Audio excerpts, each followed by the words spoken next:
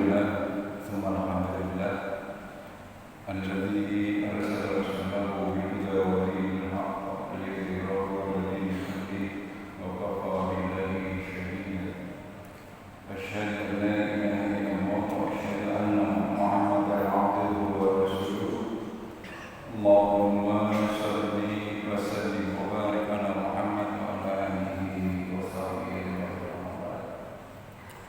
فيا أيها الذين أوصيكم ونفسي بتقوى الله وقد وجدتكم كما قال الله تعالى في كتابه الكريم أعوذ بالله من الشيطان الرجيم يا أيها الذين آمنوا اتقوا الله حق تقاته ولا تموتن إلا وأنتم مسلمون وقال أيضا ولله على الناس حج البيت من استطاع إليه سبيلا ومن كفر فإن الله غني عن العالمين وقال في آية أخرى إنا أعطيناك الكوثر فصل لربك وارحم إن شانئك هو الأبتر قال رسول الله صلى الله عليه وسلم بني الإسلام على خمس شهادة أن لا إله إلا الله وأن محمدا رسول الله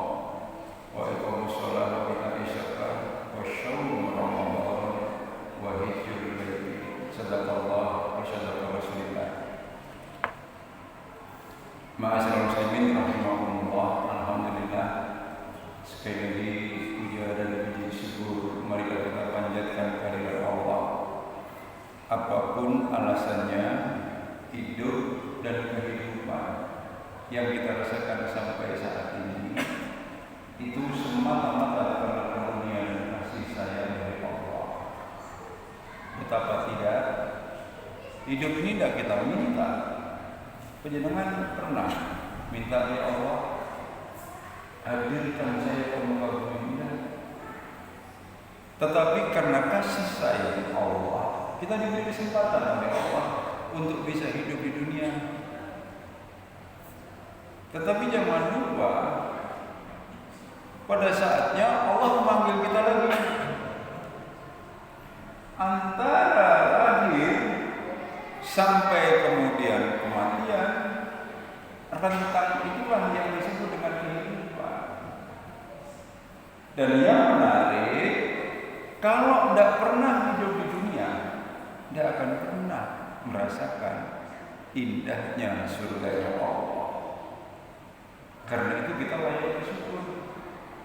Betapa tidak, ketika Allah memberi kita kesempatan, diberi kita petunjuk, akhirnya dengan petunjuk itulah kita bisa menikmati kehidupan dunia sekaligus bisa berharap bisa menikmati surga Allah. Amin ya rabbal alamin. Ma'asyiral muslimin rahimakumullah. Pertanyaannya sederhana. Bagaimana agar kehidupan tidak sia-sia? Karena di luar sana banyak orang yang berkeluh kesah. Kayak Pak urip nek ternyata gak tahu enak. Di kepalanya hanya ada kata satu kata. Apa itu? Kurang. Sudah dikasih sebanyak-banyaknya, tetap saja bilang kurang. Orang yang di kepalanya hanya ada pikiran kurang, maka lesannya tidak pernah bisa berkata alhamdulillah. Padahal monggo kula hitung kali penjenengan hari berapa banyaknya nikmat Allah yang diberikan kepada kita. Allah sendiri yang mengatakan wa in ta'udu nikmatullah la tuhsuha. Jikalau manusia mau menghitung banyaknya nikmat Allah, ternyata dijawab sendiri oleh Allah, la tuhsuha, sungguh kamu tidak akan pernah bisa menghitungnya. Kita coba berhitung. Kita minta hidup, tidak dihidupkan oleh Allah. Di saat masih sendiri kita minta, ya Allah beri saya pasangan, diberi kita pasangan.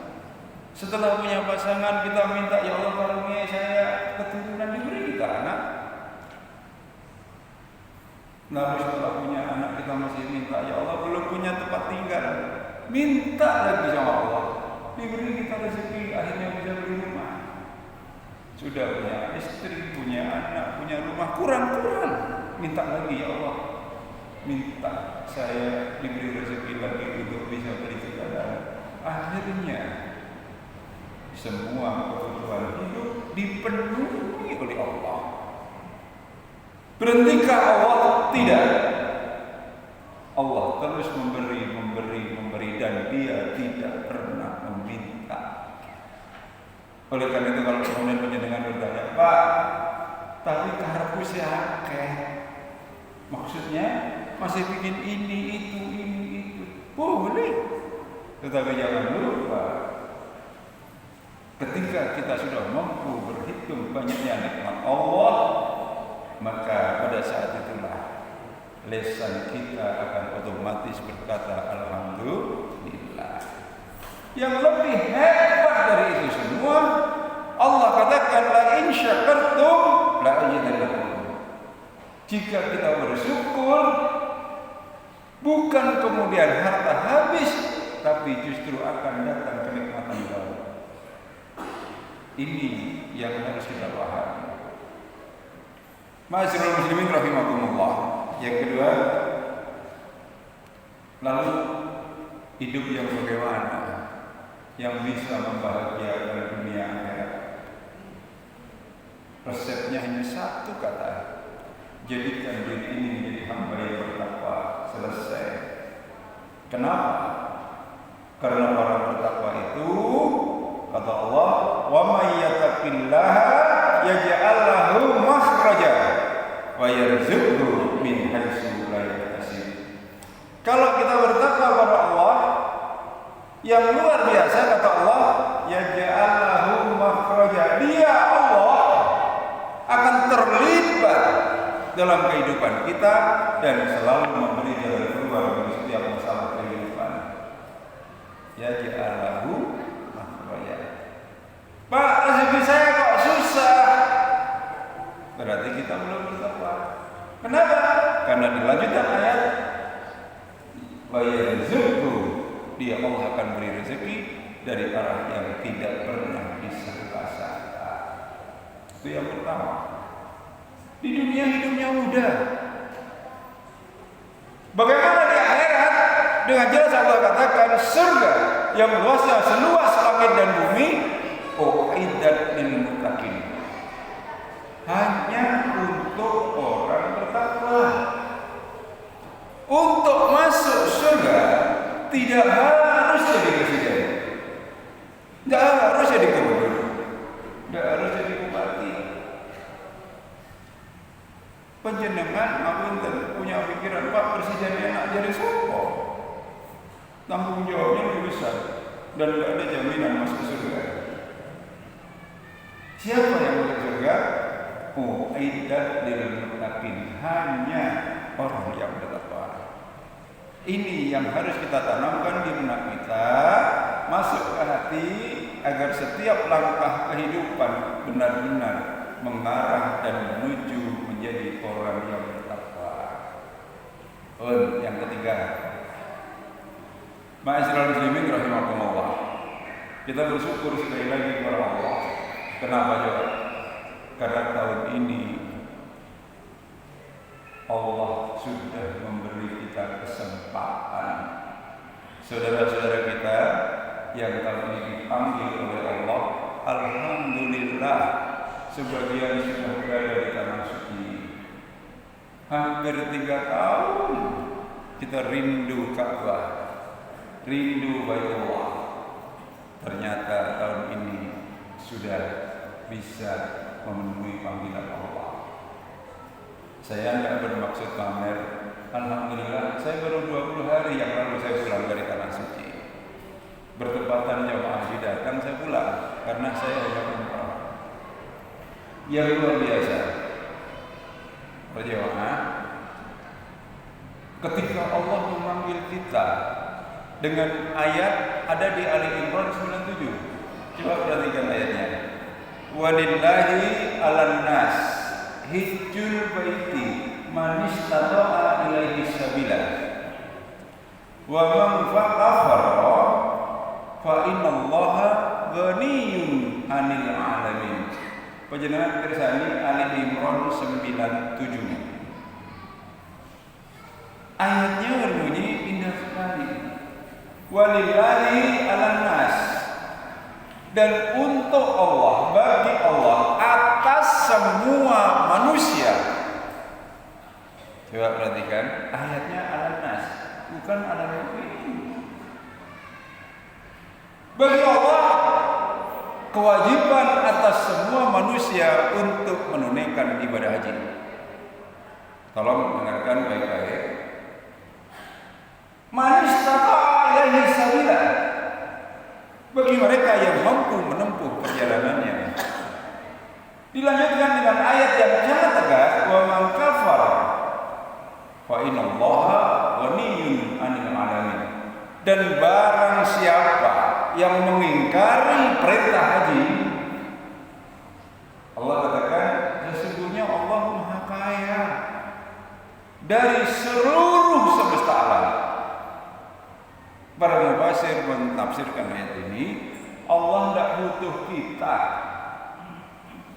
Andaikan semua alam semesta dikumpulkan dibandingkan dengan Allah, dengan kekayaan Allah, belum ada kemungkinan. Karena itu ma'asyiral muslimin, masih banyak sebagian umat Islam yang mengatakan haji itu tidak wajib. Atau kalau dipersempit, Pak, haji kan untuk orang kaya, yang miskin tidak wajib. Saya baca lagi hadis Nabi. Buniyal Islam ala khamsin. Islam itu dibangun di atas 5 pilar. Panjenengan bikin bangunan jagae 5. Kira-kira nek dilongi siji pantes mboten. Islam itu dibangun di atas 5 pilar. Yang pertama adalah ikrar 2 kalimat syahadat. Sudah. Yang kedua wa iqamus shalah, tegaknya salat. Sudah. Yang ketiga wa ita'iz zakat, mengeluarkan zakat. Sudah. Meskipun zakat fitrah. Zakat emas sebentar Pak, itu mengisi. Yang keempat syaum Ramadan. Puasa Ramadan sudah.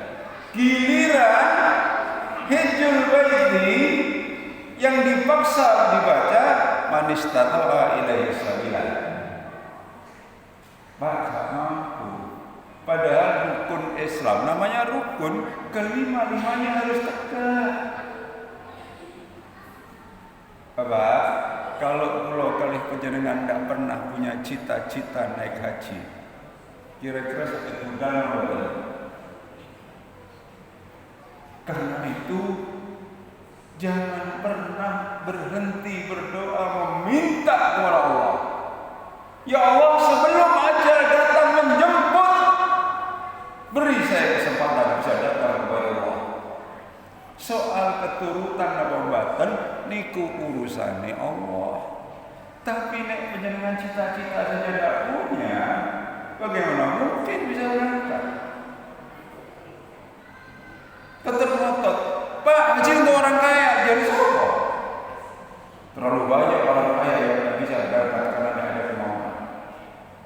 Sebaliknya, banyak orang yang miskin, tidak punya uang banyak, bisa berangkat haji. Ada. Pertanyaannya, siapa yang memberangkatkan kita haji? Maka jawabnya hanya satu, Allah. Karena itu jangan pernah berhenti berdoa. Sekali lagi saya tidak ingin pamer, alhamdulillah saya sudah 2 kali bapak ke Allah. Yang saya rasakan adalah betapa setiap orang yang pernah datang ke sana selalu merindukan datang kembali. Tidak hanya sekedar mencari pahala. Kata Nabi, barang siapa yang sholat di masjid yang disebut dengan Masjidil Haram, nilainya 100.000 kali sholat di luar Masjidil Haram. Dan barang siapa yang sholat di masjidku, kata Nabi, di Masjid Nabawi, nilainya 1000 kali sholat di luar Masjid Nabawi. Lu matan niku panjenengan boten kepingin. Ya kepelajar. Pak, gak ada duit. Berarti kita kurang dekat dengan Allah. Karena yang akan memudahkan perjalanan kita dari Indonesia sampai ke Mekah dan ke Madinah itu Allah. Sampai kepinginnya Bapak, ngapunten ya, ada orang Indonesia yang mancal sepeda dari Indonesia sampai ke Mekah. Ada dan bisa. Tapi panjenengan pun nekat, Pak, aku melaku. Monggo, tapi niku kenekatan. Minta sama Allah, ya Allah beri saya kelapangan rezeki. Daftar haji memang susah Bapak, karena harus antri puluhan tahun. Tapi setidak-tidaknya panjenengan ada kerentak minta kepada Allah untuk bisa ke sana. Bentuknya apa terserah, entah dalam bentuk umroh atau apalah. Syukur-syukur. Kalau daftar haji reguler tidak sampai keturunan karena usia, minta sama Allah, akhirnya diberi rezeki yang berlimpah, kita bisa naik haji dengan ONH plus. Bisa. Kalau Allah menghendaki, insya Allah bisa. Amin ya rabbal alamin. Sekali lagi kita doakan, mudah-mudahan saudara-saudara kita yang tahun ini menunaikan ibadah haji berangkat lancar, ibadah lancar, dan pulang dengan selamat membawa haji mabrur. Amin ya rabbal alamin. Bagaimana dengan kita? Yang jelas kita belum daftar atau sudah daftar masih menunggu. Tetap berdoa. Mudah-mudahan Allah memanggilnya untuk bisa segera datang ke Baitullah di kesempatan berikutnya. Amin ya rabbal alamin. Yang berikutnya berjamaah, andai karena keterbatasan baik ekonomi maupun usia, maka ada amalan terbaik di bulan Dzulhijjah. Bulan Dzulhijjah itu kapan? Bulan Dzulhijjah itu nanti bertepatan dengan tanggal 30 Juni, itu masuk tanggal 1 Dzulhijjah. Pas tanggal 9 Juli masuk tanggal 10 Dzulhijjah, bertepatan dengan hari raya Idul Adha. Di saat saudara-saudara kita menunaikan ibadah haji, tanggal 9 itu mereka berkumpul di padang Arafah di bawah terik matahari. Ngapunten, suhu di sana sekarang mencapai 45 derajat. Oh, panas sekali. Kita di ruangan ini begitu sejuk, di luar pun tidak panas. Di sana begitu keluar dari ruangan, bukan karena matahari, tapi memang udaranya panas. Bayangkan 44 derajat. Mereka benar-benar dituntut harus betul-betul sehat secara fisik. Nah, pertanyaan berikutnya, kita yang di sini lalu ngapain?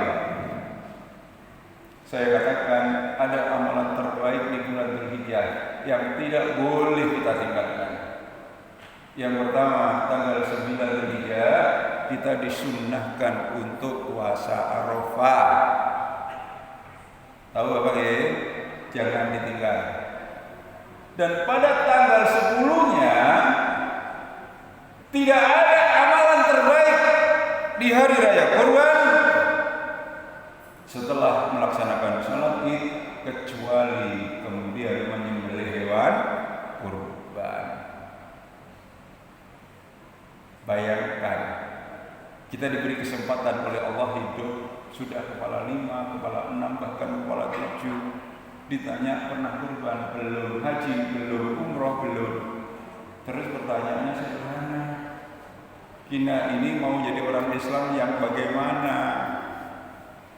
Haji? Belum. Umroh? Belum. Kurban? Jawabnya, Pak, duitnya sopo. Ngapunten nggih? Yang merokok hati-hati. Sehari habis 20.000. 1 bulan 600.000, 1 tahun 7.200.000. Bisa dilakukan.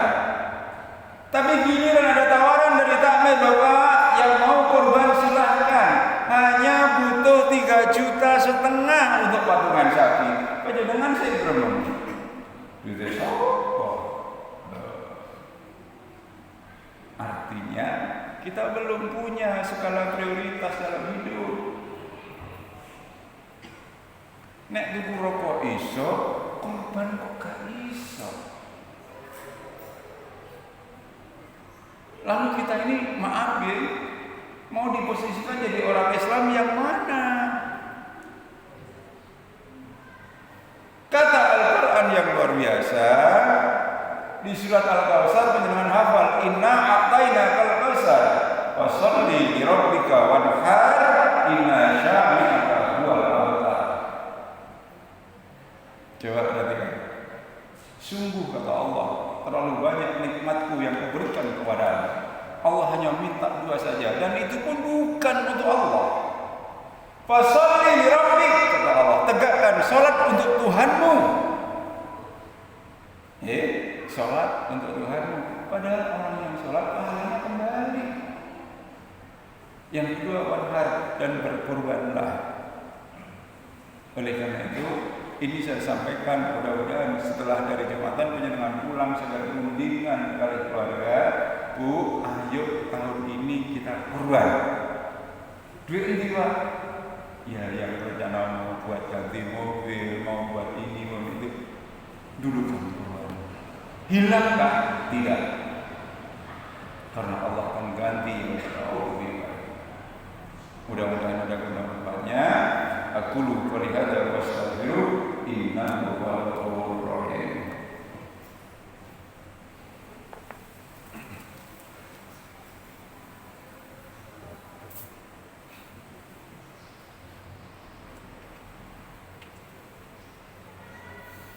Alhamdulillah wa bihi nasta'inu ala umuri dunya wa dini asyhadu an la ilaha illallah wa asyhadu anna Muhammadan abduhu wa rasuluh.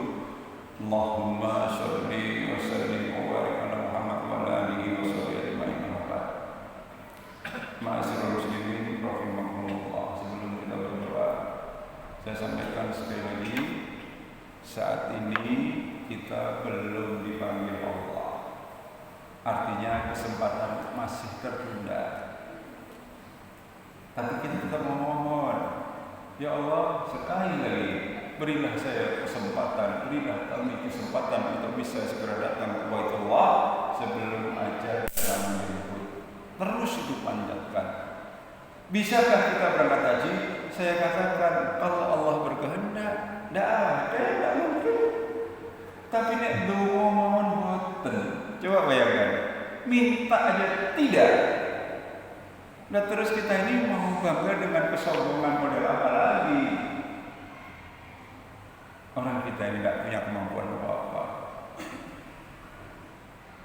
Yang kedua, sekali lagi, jangan lupakan amalan terbaik di bulan Dzulhijjah. Puasa Arafah tanggal 9 dan tanggal 10-nya setelah salat Id ada waktu 4 hari, hari raya tanggal 10, 11, 12, 13 itu hari tasyrik. Kita diberi oleh Allah keleluasaan untuk berkorban. Kalau panjenengan mikir mana, berarti kita tidak tahu lagi ingin dekat dengan Allah dengan cara apa.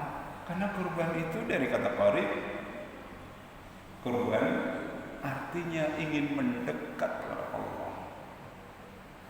Saya beritahu Bapak, adakah pengorbanan yang lebih hebat dari seorang Ibrahim alaihissalam? Kita tidak akan pernah diuji dan diminta kayak Nabi Ibrahim. Ibrahim itu lama merindukan kehadiran anak. Lewat doa yang terus-menerus dia panjatkan, Rabbi hab li minasyolihin. Kemudian diberi keturunan namanya Ismail. Begitu lahir ditinggal di padang pasir. Bayangkan, anak yang baru lahir ditinggal di padang pasir bersama ibunya Sementara Ibrahim harus ikuti perintah Allah. Sang istri bertanya-tanya, apa maunya suamiku? Aku melahirkan susah payah. Dia rindukan seorang anak. Setelah lahir ditinggal di padang pasir. Akhirnya suaminya dikejar, ditarik bajunya, ditanya, apakah ini perintah Allah? Coba dengarkan. Tanpa menjawab, dia hanya menganggukkan kepala. Akhirnya dilepas. Istrinya kembali kepada anaknya yang masih bayi dengan perbekalan yang habis. Air susu sudah tidak keluar. Yang namanya Siti Hajar harus lari dari Bukit Sofa ke Bukit Marwah 7 kali, Bapak. Dulu belum ada yang namanya atap. Kalau sekarang penjenengan ke sana, sa'i itu di ruang tertutup ber-AC, disiapkan air minum Zam-Zam. Gitu itu setelah anaknya tumbuh menjadi anak yang menyenangkan, Allah ingin memuji lagi. Apakah Ibrahim lebih mencintai anaknya atau lebih mencintai aku? Begitu kita kata Allah. Perintahkan anaknya untuk dikorbankan. Saya katakan, insya Allah kita tidak akan diuji seperti Nabi Allah Ibrahim. Kita hanya disuruh berkorban dengan hewan kurban, bukan mengorbankan anak yang dicintai.